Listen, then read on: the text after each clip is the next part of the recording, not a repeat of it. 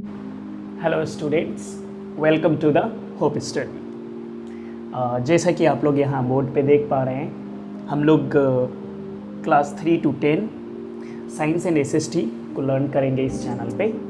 तो साइंस का ऑलरेडी मैंने लेसन 1 क्लास 3 का वीडियो अपलोड कर दिया है। अब ये एसएसटी लेसन 1 क्लास 3 का आज हम लोग क्लास करने जा रहे हैं, ठीक है। ऐसे ही हम लोग कंटिन्यू करेंगे, दिन लेसन क्लास 4, 5, फिर ऐसे ही करते हुए क्लास 10 तक जाएंगे। Okay, so let's start. Okay, तो ये एसएसटी क्लास 3 का सबसे पहले हम लोग कंटेंट्स देख लेते हैं, ठीक है, कि क्लास 3 के एसएसटी में क्या क्या पढ़ना है, ठीक है। सबसे पहला लेसन है 1.01 द अर्थ और होम, धरती हमारा घर, ठीक है।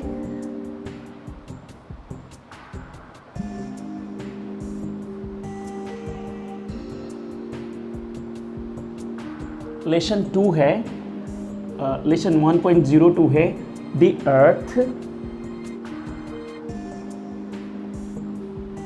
हाउ इट लुक्स, धरती कैसी दिखती है, ठीक है। कहाँ से कैसी दिखती है? स्पेस से कैसी दिखती है, वो हम लोग जब लेसन करेंगे तो आपको बहुत अच्छी तरह कॉन्सेप्ट क्लियर हो जाएगा। नेक्स्ट है 2.01 और कंट्री इंडिया, हमारा कंट्री इंडिया, इसके बारे में जानना है 2.01 में, ठीक है। उसके बाद है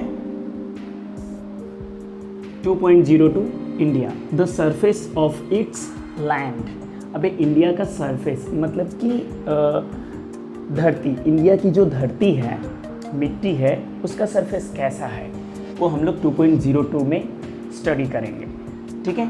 और 2.03 में द स्टेट्स ऑफ इंडिया, जैसा कि आपको पता है 28 स्टेट्स हैं इंडिया में, उसके बारे में थोड़ा स्टडी करेंगे हम लोग 2.03 लेसन 2.03 में, ओके। नेक्स्ट है द फूड वी ईट, वो भोजन जो भारत में यानी इंडिया में अलग अलग जगह पे, अलग अलग स्टेट्स में लोग खाते हैं, क्योंकि अलग अलग जगह के लोग अलग अलग तरह का खाना अलग अलग स्टाइल में खाते हैं, ठीक है। तो वो हम लोग स्टडी करेंगे। फिर 2.05 है, इसमें हम लोग द ड्रेसेस वी वेयर, तो वेयर कपड़े, अलग अलग जगह के लोग अलग अलग तरह के कपड़े पहनते हैं, वो हम लोग 2.05 में पढ़ेंगे। नेक्स्ट है और फेस्टिवल्स, इंडिया के फेस्टिवल्स कौन कौन से हैं, त्योहार, वो पढ़ेंगे 2.07 में। और ऑक्यूपेशंस, अलग अलग तरह के व्यवसाय, कोई खेती करता है, कोई फैक्ट्री चलाता है, कोई डांस करता है, कोई गाना गाता है, कोई ऑफिसर है, ठीक है। तो अलग अलग तरह का पेशा है, कोई कारपेंटर है, कोई कॉबलर है, कोई डॉक्टर है, वही सब हम लोग ऑक्यूपेशन में लर्न करेंगे, ठीक है। नेक्स्ट है मीन्स ऑफ ट्रांसपोर्ट, इसमें क्या स्टडी करना है, अलग अलग तरह के ट्रांसपोर्ट, जैसे रोड ट्रांसपोर्ट, तो रोड ट्रांसपोर्ट में क्या होता है, कार है, बस है, ठीक है। रेलवे ट्रांसपोर्ट तो वो ट्रेन है, एयर ट्रांसपोर्ट में एरोप्लेन है, वाटर ट्रांसपोर्ट में आपका शिप है, बोट है, वो स्टडी करेंगे। मीन्स ऑफ कम्युनिकेशन में है 3 टाइप्स ऑफ कम्युनिकेशन, ठीक है। पोस्टल कम्युनिकेशन, पोस्ट ऑफिस से हम लोग कोई मैसेज भेजते हैं कहीं पे, ठीक है। सेकेंड हो गया आपका मास कम्युनिकेशन। मास कम्युनिकेशन में क्या होता है कि एक ही टाइम में, मास मीन्स बहुत सारे, तो एक ही समय पे बहुत सारे लोगों से हम लोग अपना मैसेज शेयर कर सकते हैं, जैसे न्यूज़पेपर हो गया, टीवी हो गया, टीवी में एक न्यूज़ करोड़ों लोग एक बार में देखते हैं, तो मास कम्युनिकेशन। एंड थर्ड हो गया टेली कम्युनिकेशन, दूर से कम्युनिकेट करना, मोबाइल, टेलीफोन, इस तरह से, ठीक है, कंप्यूटर, ईमेल, ये सब ये करेंगे हम लोग। नेक्स्ट है पीपल हु हेल्प अस, वो लोग जो हमारी मदद करते हैं। कौन लोग हमारी मदद करते हैं? तो डॉक्टर हमारी हेल्थ को ख्याल रखने में मदद करते हैं, फार्मर हमारा खेत अनाज उगाते हैं हमारे लिए भोजन के लिए, ठीक है। इस तरह से जो लोग हमारे कॉबलर, हमारा शूज़, स्लीपर्स, ये सब कुछ बनाते हैं, इस तरह कारपेंटर हमारे लिए घर के फर्नीचर्स बनाते हैं, तो ये हमारे हेल्पर्स के बारे में हम लोग इसमें स्टडी करेंगे। 2.11 में क्या पढ़ेंगे हम लोग, देखिए, village panchayats and municipal committees. तो विलेज पंचायत आप लोग सुने होंगे, सरपंच या पंच, है ना, मुखिया, म्यूनिसिपल। तो ये तो पंचायत विलेज में होता है पंचायत सिस्टम, और सिटी में होता है, शहर में, म्यूनिसिपल कमेटीज, ठीक है।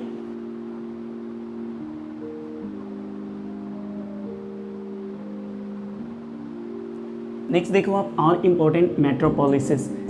4 महानगर हैं हमारे देश में। महानगर किसको बोलते हैं? वो शहर जिसका लगभग कम से कम 40 लाख से ज़्यादा हो वहाँ का पॉपुलेशन, और वहाँ पे फैसिलिटीज़ हो इंटरनेशनल लेवल के। इंटरनेशनल लेवल मीन्स क्या होता है, मतलब कि दुनिया का कोई भी व्यक्ति वहाँ आ सकता है, बिजनेस करने के लिए आ सकता है, जा सकता है, मीटिंग अटेंड कर सकता है, आ करके जा सकता है, इतनी सुविधाएं हो कि पूरी दुनिया से वो कनेक्टेड हो वो शहर। तो 4 है, आपको पता है, दिल्ली है, चेन्नई है, कलकत्ता है, ठीक है, और मुंबई है मेन, बाकी और भी है मेट्रोपोलिसेस। नेक्स्ट है लाइफ द अर्ली मैन, यानी कि अर्ली मैन, जो आदि मानव जो थे वो कैसे जीते थे।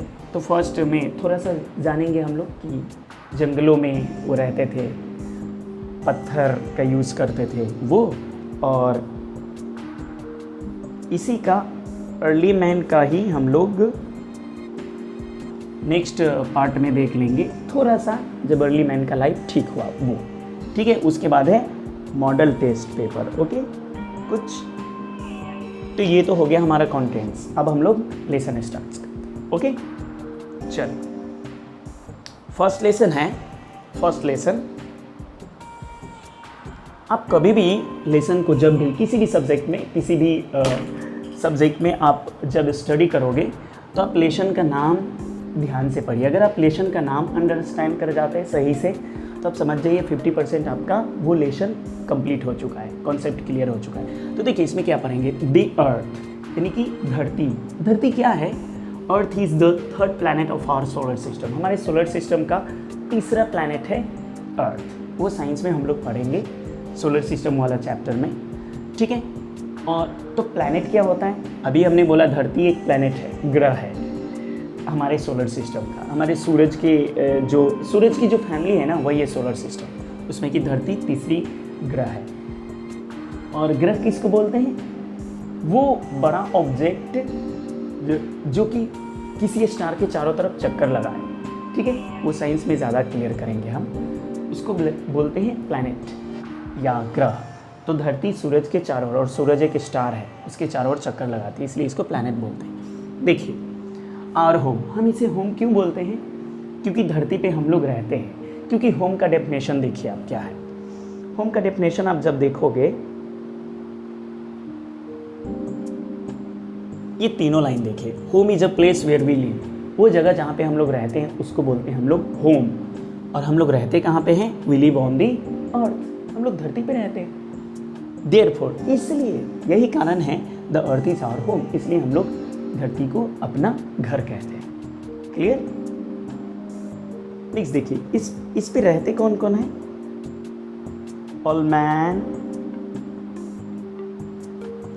देखिए ऑल मैन एंड वीमेन, सारे आदमी, औरत, चिड़िया, जानवर और सारे लिविंग थिंग्स यहाँ रहते हैं, ठीक है।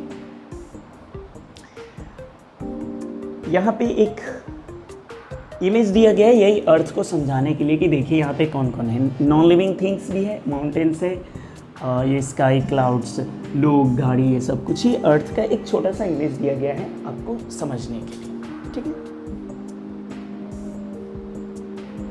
अच्छा, तो अब एक बहुत ही अच्छा सा यहाँ पे टर्म है, shape and size of the earth. धरती का शेप कैसा है और साइज कितनी है इसकी?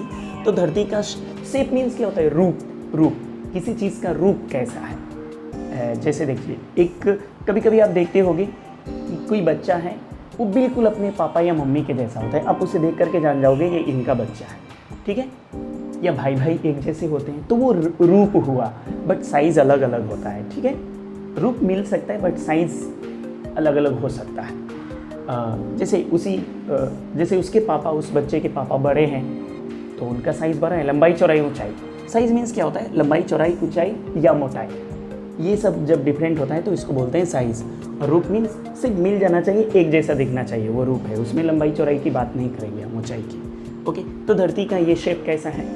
तो देखिए, वैसे तो आपको यहाँ पे दे दिया गया है कि अर्थ जो है एक ह्यूज बॉल की तरह है, एक बहुत बड़े बॉल की तरह है, लेकिन एक्चुअल शेप ये नहीं है। ये साइंटिस्ट ने हमें, आपको जूनियर क्लास में हो तो आपको समझने के लिए ऐसा बता दिया गया है, बट इसका जो शेप है वो बॉल की तरह नहीं है, जियोइड है, ठीक है। मतलब ना सर्कुलर है ना स्फेरिकल है, ठीक है। वो एक दूसरा ही उबड़ खाबड़ शेप है, वो हम लोग साइंस में देखेंगे। अच्छा, ये इसका जो, अगर हम लोग इसके चारों तरफ मूव करें अर्थ के, ये जो आप, अगर हम इसके चारों तरफ ऐसे मूव करते हैं, ठीक है, अगर इस तरह से मूव करते हैं तो ये अर्थ का कितना बड़ा एरिया होगा? एक चक्कर मारेंगे तो कितना होगा ये? देखिए कितना होगा, 40,000 किलोमीटर होगा। और ये 40,000 किलोमीटर कितना होता है? आप एक बार इंडिया से यूएसए जाइए, मतलब America, United state of America, और फिर यूएसए से इंडिया आइए और फिर इंडिया से वापस यूएसए जाइए, यानी एक बार जाना फिर आना और फिर जाना, इतना दूर होता है 40,000 किलोमीटर। तो आप इससे अंदाज़ा लगा लो कितना बड़ा एरिया है, ठीक है। चलिए नेक्स्ट है, देखिए यहाँ पे बस कुछ 100 साल पहले, ठीक है, कुछ 100 साल पहले लोग ये सोचते थे कि ये जो धरती है ना फ्लैट है। फ्लैट मीन्स क्या? जैसे चौकी हो गया, पलंग हो गया। फ्लैट मीन्स क्या? वो सरफेस जो हम लोग चलते जाएंगे और एक जगह ख़त्म हो जाएगा, ठीक है, और फिर हम गिर जाएंगे, ठीक है। तो ये जो इमेज आप देख रहे हो ना, इमेज यही दिखाने की कोशिश कर रहा है कि यहाँ से धरती ख़त्म है, यहाँ से जाएंगे, नीचे गिरेंगे, हमेशा के लिए खो जाएंगे। ऐसा लोग सोचते थे। कब तक सोचते थे? लगभग 500 साल पहले तक सोचते थे। तो इसको किसने इस डाउट को क्लियर किया, उसके बारे में थोड़ा देखते हैं हम लोग। देखिए 1519 में, 1519 में एक व्यक्ति, पोर्चुगीज पर्सन जिसका नाम था मैगेलन, फर्डिनेंड मैगेलन, ठीक है, फर्डिनेंड मैगेलन, उन्होंने स्पेन से उन्होंने अपना ये मैगेलन है, उन्होंने स्पेन से बिल्कुल आपको दिखाते हैं हम इमेज में, देखो आप इमेज, यहाँ इस एरिया में स्पेन, यहाँ से उन्होंने स्टार्ट किया एक ही डायरेक्शन में सीधा। जैसे जैसे उनको पानी मिला, पानी का रास्ता, कहीं पर रुके नहीं, सीधा चलते गए और वापस वहीं पे पहुँच गए। अगर वो डायरेक्शन चेंज करते तो गलत हो जाता, लेकिन नहीं, वो एक ही डायरेक्शन में चलते गए और वापस उसी जगह पे पहुँच गए जहाँ से वो चले थे। तो इससे उनको ये समझ में आया कि अच्छा, धरती जो है गोल है, मतलब गोलाकार टाइप की है। क्योंकि अगर ऐसा नहीं होता तो मैं एक जगह से जो चला था, आफ्टर 3 ईयर्स, 3 साल बाद मैं कहीं और पहुंचता, फिर कभी भी वहां नहीं पहुंच पाता जहां से मैं चला था।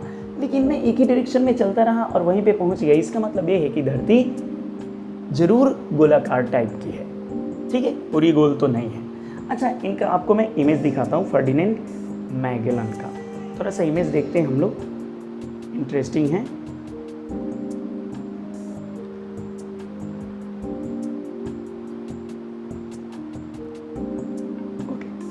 नेक्स्ट देखिए, नेक्स्ट है द अर्थ्स सरफेस।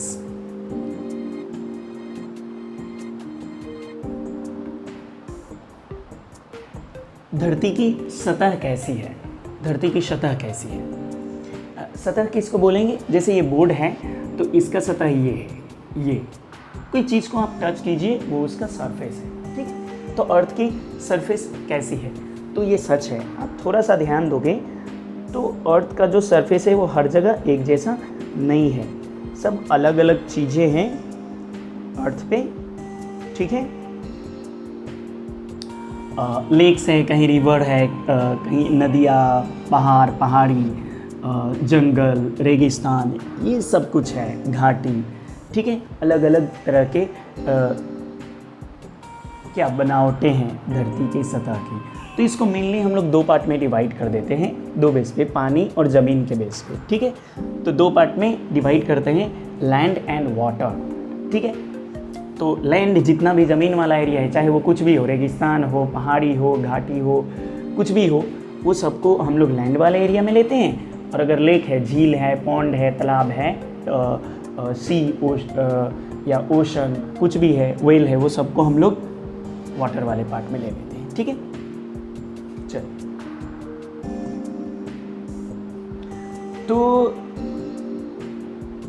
यहाँ पे दो चीज़ देखिए, 30% of the earth surface is land. सिर्फ अर्थ मतलब जो पूरी अर्थ है ना, ये जो पूरी अर्थ है, इसको अगर हम लोग इस तरह से डिवाइड कर दें तो अच्छा गलत हो गया। ये जो अर्थ है, इसको अगर हम लोग ऑलमोस्ट 370, हाँ चलिए हम लोग 4 पार्ट में डिवाइड करते हैं अगर इसको, तो सिर्फ इतना, सिर्फ ये वाला पार्ट जो है, सिर्फ इतना ही लैंड है। बाकी जो आप ये देख पा रहे हो,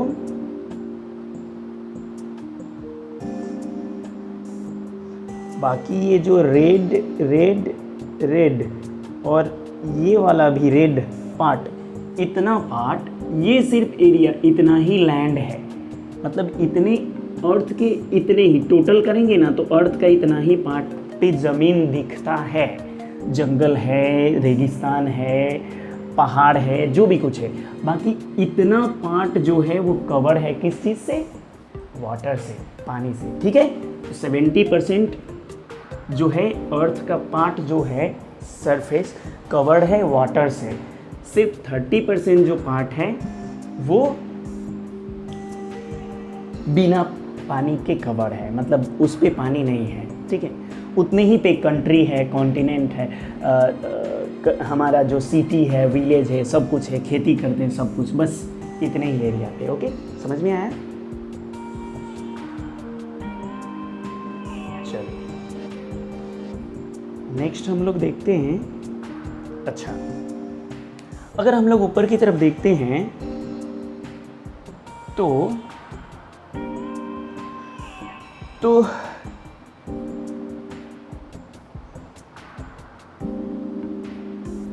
अगर हम लोग ऊपर देखते हैं, देखो आप, you will see the sky curving down towards the earth. जब हम लोग ऊपर की तरफ हेड ऊपर करके देखेंगे, जब खुले आसमान में, तो थोड़ी दूर बाद आप देखोगे ना, 2-4 किलोमीटर बाद, तो ऐसा लगेगा जैसे आसमान नीचे की तरफ जा रहा है, मतलब आगे जा कर के नीचे हो जा रहा है आसमान, धरती, ठीक है। या फिर किसी ऊंचे जगह पे आप बैठ जाइए, अभी आपको इमेज दिखाऊंगा, ठीक है। या फिर समुद्र के किनारे, बहुत बड़ी नदी के किनारे, तो आप देखिएगा कि उस पर ना बादल जा कर के नीचे गिर रहा है, ऐसा फील होता है। ऐसा होता नहीं है, इनफैक्ट ऐसा होता नहीं है, बट कभी भी ऐसा नहीं होता है कि धरती और आसमान एक दूसरे से मिल रहे हों। बट क्योंकि अर्थ गोल है ना, तो अर्थ जो है स्फेरिकल है, इसलिए ऐसा लगता है कि आसमान उधर जा कर के अर्थ से कहीं पर मिल रही है। आप इमेज में देख लीजिए, आपको ज़्यादा क्लियर हो जाएगा। देखो, आप इस लड़के को देखिए, आप इस लड़के को देखिए और ये वाला पॉइंट देखिए। देखो आप, ये लड़का है, यहाँ से देख रहा है तो कुछ दूर तक तो ठीक दिख रहा है, लेकिन देखिए यहाँ तक, लेकिन यहाँ पर आप जा कर के देखिए, ये धरती है और कुछ दूर तक जा कर के ये लग रहा है कि ये पूरा स्काई मिल रहा है अर्थ से, और इधर जा कर के तो बिल्कुल लग रहा है कि नीचे ही गिर गया है आसमान, ठीक है। तो एक पॉइंट आता है जहाँ पे आपको कुछ दूर के बाद 2-4-5 किलोमीटर के बाद ऐसा लगेगा कि अर्थ से ये आसमान जाकर के मिल रहे, इस लाइन को हम लोग बोलते हैं हराइजन। ठीक है, this line is called horizon, इसको बोलते हैं हम लोग हराइजन। ये जो वर्ड आपने देखा है उसी लाइन को बोलते हैं, वो लाइन जहाँ पे लगता है कि धरती से आसमान जाकर के मिल रहा है। ठीक है, उस लाइन को बोलते हैं हम लोग हराइजन। ठीक है, ये वाला लाइन आपने देख लिया। नेक्स्ट है द एटमॉस्फेयर। एटमॉस्फेयर मीन्स क्या? एटमॉस्फेयर मीन्स क्या होता है? वेपर। ठीक है,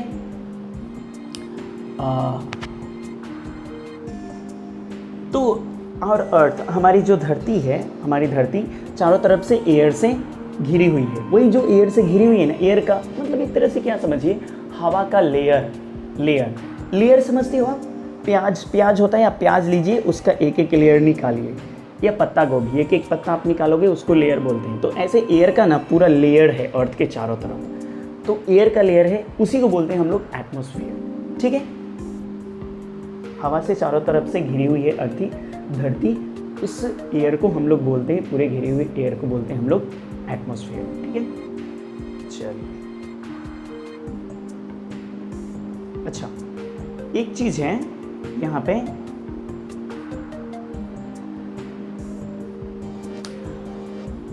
हमारे बॉडी पे एयर का उतना सारा एयर है, ऑलमोस्ट आप लोगों के लिए मैं इतना बता दूं कि ऑलमोस्ट 45 kg के आसपास एवरेज एयर का प्रेशर हमारे बॉडी पे पड़ता है। लेकिन हम लोग दबते नहीं हैं। क्यों नहीं दबते? क्योंकि सेम एयर प्रेशर हमारे बॉडी की तरफ से लगता है ऊपर की तरफ। तो आप ऐसे देखना, 5 kg का वेट अगर ऊपर से आ रहा है और वो सेम 5 kg का वेट उस पर इस तरह से जा रहा है ऊपर की तरफ, ऊपर से 5 kg, नीचे से भी 5 kg ऊपर की तरफ, तो बैलेंस में रहेगा चीज़। कोई भी कम या ज़्यादा हुआ तो फिर गड़बड़ हो जाएगा। अगर ऊपर वाला ज़्यादा पड़ा तो फिर आपको प्रॉब्लम होगा, और अगर नीचे वाला कम हुआ तो भी प्रॉब्लम है। तो इसीलिए जब हम लोग माउंटेन वाले एरिया में जाते हैं, ऊंचाई पे जाते हैं, तो उसका प्रेशर, एयर प्रेशर ऊपर से कम हो जाता है, बॉडी का तो वही रहता है, तो नोज़ ब्लीडिंग होने लगता है। ठीक है, और फिर डिफरेंट टाइप्स ऑफ प्रॉब्लम होने लगता है, वो हम अपने साइंस में क्लियर करेंगे उस चीज़ को। तो एयर का प्रेशर है हमारे बॉडी पे, सेम एयर प्रेशर हमारे बॉडी के अंदर भी है, इसलिए दोनों एयर प्रेशर बैलेंस में रहता है। सेम एयर प्रेशर है, इसीलिए अगर कम ज़्यादा होगा तो प्रॉब्लम हो जाएगा। चलिए, नेक्स्ट है, अच्छा ये एक बहुत ही इंटरेस्टिंग चीज़ है। देखिए, एयर में the earth's atmosphere gives us great protection. ये हमें प्रोटेक्ट करता है, किससे? सनलाइट में। देखिए कुछ ऐसे रेज हैं जो कि हमारे बॉडी के लिए बहुत ख़तरनाक है, हमारे स्किन के लिए, जिससे कैंसर हो सकता है, हम मर भी सकते हैं, बहुत ज़्यादा प्रॉब्लम हो सकता है। ठीक है, तो उससे हमें बचाता है एयर का एक लेयर। अभी मैं आपको बता दूं, ओजोन लेयर है एक, ओजोन लेयर, ओजोन। ठीक है, वो हमें जो डेंजरस किरणें हैं सनलाइट की, उससे बचाता है। ठीक है, हमारे स्किन को, और गर्मी से भी बचाता है। डायरेक्ट अगर सनलाइट होगा तो हम लोग तो जल के मर जाएंगे, तो गर्मी से बचाता है, प्लस जो उसमें से डेंजरस रेज है उससे भी बचाता है एटमॉस्फेयर। ओके,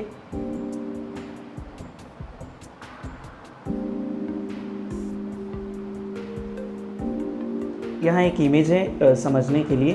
फिर अच्छा, आप एक चीज़ देखिए, यहाँ स्काई का डेफिनेशन है। यहाँ स्काई शायद आपको उतना क्लियर नहीं दिख रहा हो, बट यहाँ लिखा हुआ है द स्काई।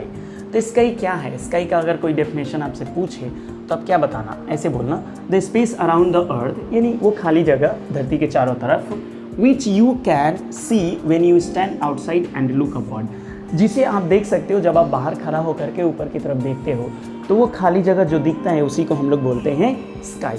क्लियर? ओके। अच्छा, जो अर्थ का जो एटमॉस्फेयर है वो कितना मोटा है, कितना चौड़ा है? तो देखो, वैसे तो आपको इसमें पढ़ना है 500 किलोमीटर्स अबाउट, ऐसे ही नॉर्मली क्लास 3 के लिए इतना ठीक है। इस तरह से कि इतना मोटा है, इतना ऊंचा जाएंगे ना, इतना ऊंचा, इसका मतलब क्या है 500 किलोमीटर्स का, यानी कि आप जहाँ पे हो अर्थ पे वहाँ से 500 किलोमीटर ऊपर की तरफ जाइए, वहाँ तक एयर है, इसका मीनिंग यही है। ठीक है, इतना चौड़ा है। ओके, और ये जो अच्छा हाँ, स्काई के लिए एक यहाँ पे एक टर्म दिया हुआ है। ऊपर की तरफ जब हम लोग देखते हैं, अच्छा तो ऊपर अभी हॉराइजन का बात किया था हम लोगों ने, तो ऊपर आप देखिए और आप एक बार लेफ्ट राइट अपने सामने और बैक चारों तरफ देखिए, तो चारों तरफ ऐसा लगेगा कि आसमान जा कर के इस तरह से मिल रहा है। किस तरह से मिल रहा है? इस तरह से मिल रहा है। ये जो आपने देखा इस तरह से, तो ये कैसा दिख रहा है? देखिए ये दिख रहा है इन्वर्टेड बॉल की तरह, कटोरे की तरह दिख रहा है, उल्टा किया हुआ कटोरे की तरह दिख रहा है ये। ठीक है, और ये ब्लू दिखता है स्काई। क्यों दिखता है इसका हम लोग आगे डिस्कस करते हैं क्यों। स्काई का कोई कलर नहीं है बट ब्लू दिखता है। क्यों दिखता है? देखो आप यहाँ पे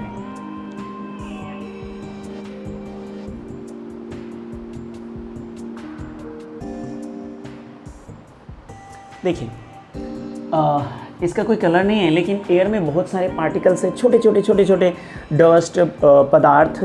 ठीक है, ये उस पर क्या होता है, सनलाइट में आपको पता है 7 कलर्स हैं, वो मैं आपको इमेज डाल दूंगा। ठीक है, 7 कलर्स हैं, उसमें से जब ब्लू कलर्स पड़ता है इन छोटे छोटे कण पे, छोटे क्या रेत पे या बालू से भी छोटे कण पे, तो ऐसे टकराता है ब्लू कलर, और वो टकरा करके जब आसमान में फैलता है, रिफ्लेक्ट होता है। रिफ्लेक्ट किसको बोलते हैं? आईना पे टॉर्च जलाइए अभी, तो टॉर्च का लाइट जाएगा आईना पे, आपके मिरर पे, और फिर वापस टकरा कर जाएगा, उसको बोलते हैं रिफ्लेक्शन ऑफ लाइट। तो उस तरह से जब छोटे कणों पे सनलाइट पड़ता है तो उसमें से ब्लू कलर जब टकरा करके वापस फैल जाता है ऊपर, तो उस कारण से, इस रीज़न से आसमान जो है ब्लू कलर की दिखती है। ठीक है, स्काई ब्लू कलर की दिखती है। स्काई का कोई कलर नहीं है, उस कलर के कारण, सनलाइट के ब्लू कलर के रिफ्लेक्ट होने के कारण स्काई ब्लू कलर की दिखती है। सन का एक्चुअली अगर कलर बोला जाए तो क्या है? येलो और ऑरेंज, यही बोला जाता है। ठीक है, चलिए लेसन आपका कंप्लीट हो गया है। बाकी हमने यहाँ पे अगर आपको देखना है तो ये तो वही है जो हमने पढ़ा है, और कुछ इसमें कुछ स्पेशल नहीं है। आप इसको पढ़ लीजिएगा, points to remember. Thanks for watching.